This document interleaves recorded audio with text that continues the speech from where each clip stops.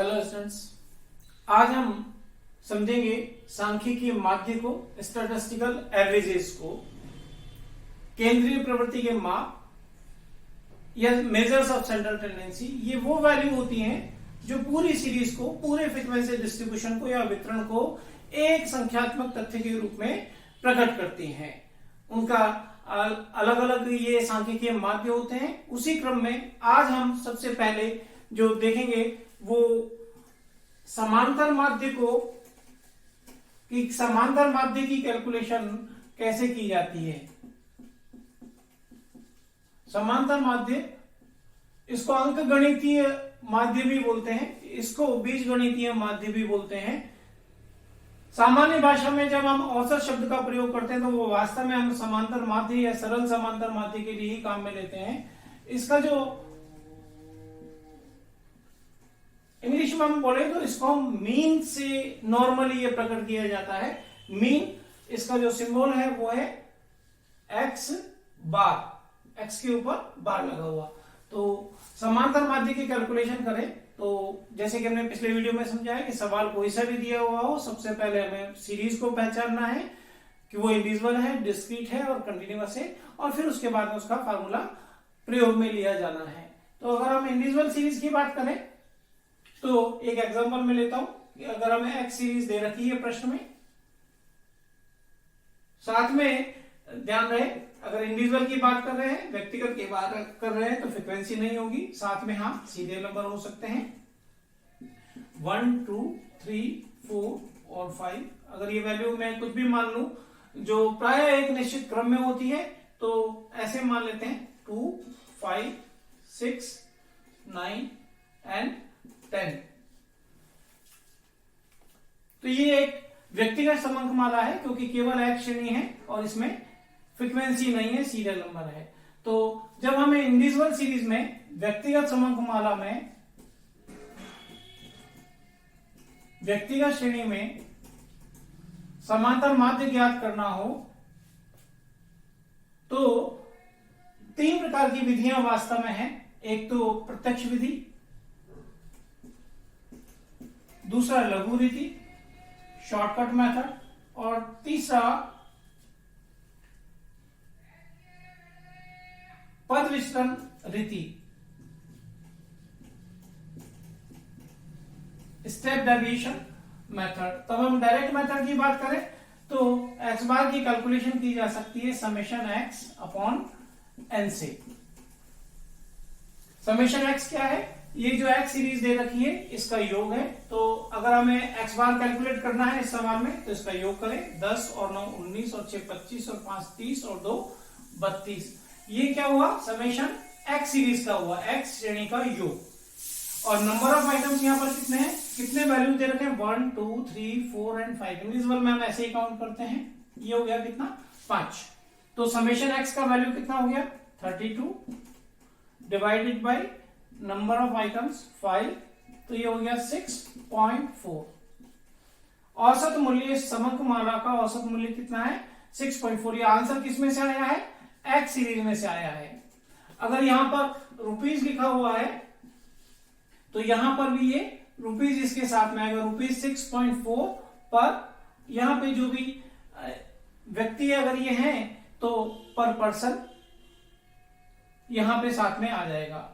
तो प्रत्यक्ष रीति या डायरेक्ट रीति का यह सूत्र है। इसी प्रकार से दूसरा देखते हैं हम कि अगर लघु रीति है तो लघु रीति में जो सूत्र होता है वो होता है x bar is equal to summation d x, ये सिंबल लिखे हैं डी के नीचे, अपॉन एन। ध्यान है स्मॉल डी है तो स्मॉल डी ही लिखे, D small D stands for deviation. तो इसका मतलब क्या है कि हमें एक श्रेणी dx चाहिए जिसका योग किया हुआ हो और उसमें n का भाग अपने को देना है। तो यहां पर आप एक dx की श्रेणी बनाइए। dx क्या होता है?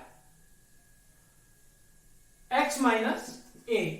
इन वैल्यू में से या इनके बाहर कोई सा भी एक एज्यूम वैल्यू करें जो मान लेते हैं कि सपोज वो है 6, तो x हर बार लेते जाएं, जैसे कि 2 में से 6 को घटाना है तो ये -4 आया, 5 में से अगर 6 को घटाना है तो -1, ऐसे ही 6 में से 6 को घटाएंगे तो 0, 9 में से अगर 6 को घटाएंगे तो 3 और 10 में से 6 को घटाएंगे तो कितना आएगा 4।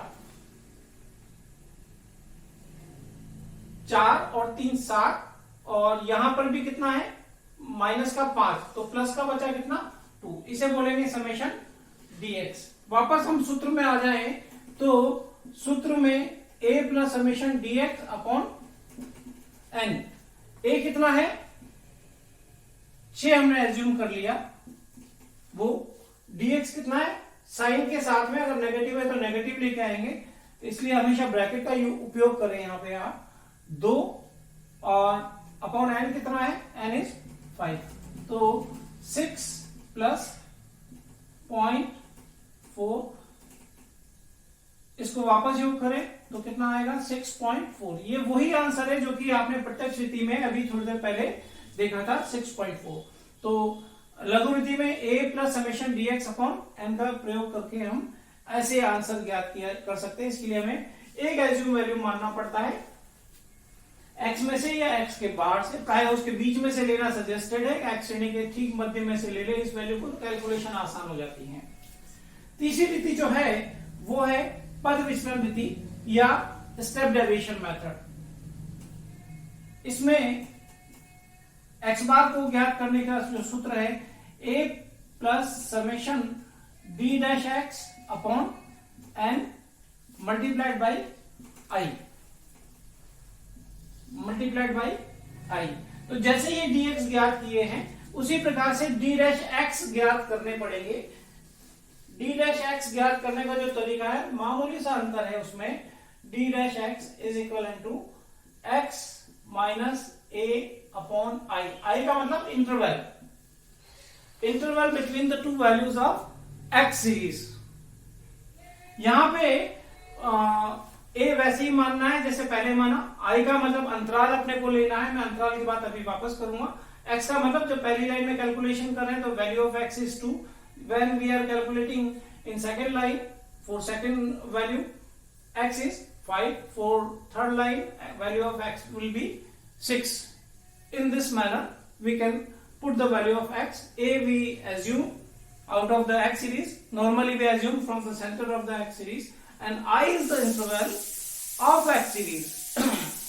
एक बहुत महत्वपूर्ण बात यह है, जब पद विचलन रीति से हम x बार ज्ञात कर रहे हैं तो i क्या होना चाहिए, समान होना चाहिए, तभी हम इस रीति का प्रयोग कर पाएंगे। अगर i इंटरवल असमान है तो इस रीति का प्रयोग नहीं हो सकता। तो यहाँ पे i देखें, यहाँ पर कितना है i इज 3, x की 2 लगातार वैल्यू का अंतर हम ले रहे हैं 3, यहाँ पे कितना है 1, यहाँ पे कितना है 6 और 9 का अंतर 3, यहाँ पर वापस 1, तो i यहाँ पर क्या समान है, तो i असमान है, और अगर i असमान है तो फिर हम स्टेप डेविएशन का प्रयोग नहीं कर पाएंगे। तो फिर i अगर समान होता है तो उसी प्रकार से मान लो ये सभी में 3 3 होता अंतराल, तो यहाँ पे 3 का भाग के देखे d डैश x सारी वैल्यू को 3 से डिवाइड कर लेते और यहाँ पे लास्ट में 3 से मल्टीप्लाई कर लेते।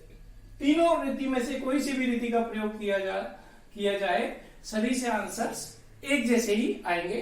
फिर भी ये सजेस्टेड है कि अगर इंडिविजुअल सीरीज है तो बहुतायत प्रत्यक्ष रीति का प्रयोग किया जाता है, तो इसका प्रयोग हम करते रहेंगे। इसके अलावा ये सूत्र भी है, आवश्यकता अनुसार इनका भी उपयोग किया जा सकता है। आज के लिए इतना ही काफी। हम अगले वीडियो में फिर देखेंगे कि मीन जो कैलकुलेशन हमने देखी है ये ऐसे ही मीडियन है, मोड है, बहुत सारे पार्टीशन वैल्यूज हैं, उन सब की कैलकुलेशन भी हम सीखेंगे अगले वीडियोस में। तो आप लाइक एंड शेयर करते रहिए वीडियो को, जिससे कि आपको वीडियो का अपडेट तुरंत मिल जाएगा। और वैसे भी हम गूगल क्लासरूम में इन बातों को शेयर कर रहे हैं, वहां से आप क्रमबद्ध तरीके से इसको पढ़ सकते हैं। Thank you.